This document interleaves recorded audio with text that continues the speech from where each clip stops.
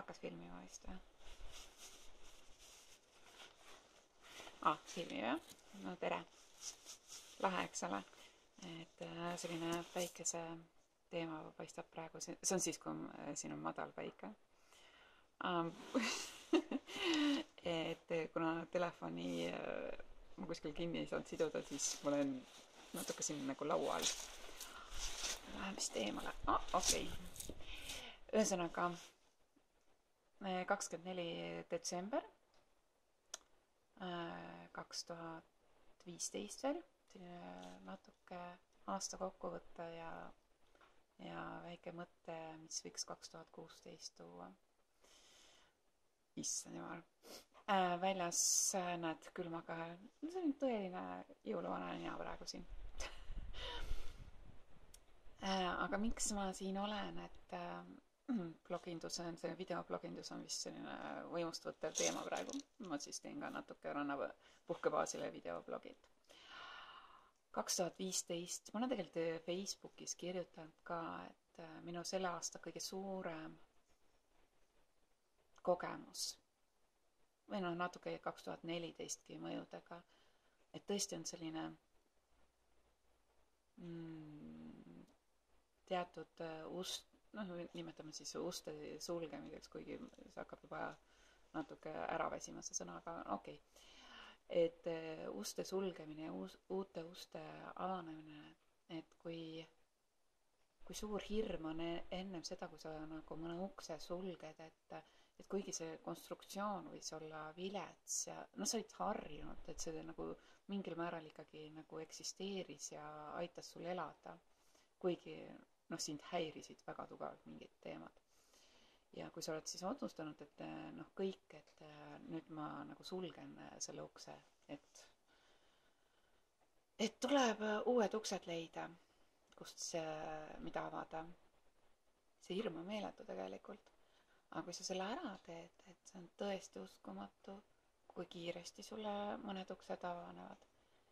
Ja see inimeste soojus, mis ma olen selle aastal saanud, et mõtetega, abipakkumistega, tegudega, meeletult soojad inimesed on mu ümber olnud. Suured tänud teile, tõeliselt. Ma ei oska teid ära tänada. Ja tõeliselt olen üllatunud, et ma ei ole elu väga julgenud nagu tegelikult abi küsida kuskilt või niimoodi. Aga see, kuidas need ise mu kätte on tulnud ja see abi on tõesti olnud vajalik mu jaoks. Veel kord tänud teile. Aga natuke siis, see siis 2015 aasta minupoolne kokkuvõte. Aga minu mõtted natuke seoses 2015 ja tulevikuga 2016. Ehk siis, miks ma siin olen? Minu jalge all on tantsulava. Lehed on ka seal juba peal, et selline tõeline, praegu arvaks, et see on novembrikuu, aga täitsa detsember ja lõpp. Et see vana tantsulava me võtame ülesse ja miks? Kui eelmine aasta 2015 tegime külaseltsi, asutasime külaseltsi ja täiesti spontaanselt tekkis mõte, et teeme küla jaanitule, et rannapuhkebaasis on juba vanasti toimusid väga suured jaanituled, et taastame selle. Et teeme oma küla jaanitule ja see tuli väga jälle, selline soe, mõnus jaanituli, et üks mõnusamini, mida mina olen nagu kogenud. Ja absoluutselt kõige perfektsem, insenerilikult ilusaim jaanilõke. Mis kuidas see ehitus käis ja kuidas ta ära põles, ma pole tõesti nii ilusad, see oli tõesti omaette vaatamisväärsus. Lõkkemeistrid ise arvasid, et nad ei suuda enam nii ilusat jaanilõket korraldada, ehitada. Aga ma loodan, et sellest tantsulava materjalist saab ka ilus jaanilõke. Aga jaani tuli 2016, korraldame juba mitte nii spontaanselt, vaid täiesti organiseeritult ja pikema ettevalmistusajaga ja otsustasime, et teeme selle Kodavere kihelkonna stiilis. Tänavalt meie niinimetatud tänavalt me inimesi vastu ei võta, aga kõik sõbrad, tuttavad, kes ostavad pileti, on kindlasti teretulnud.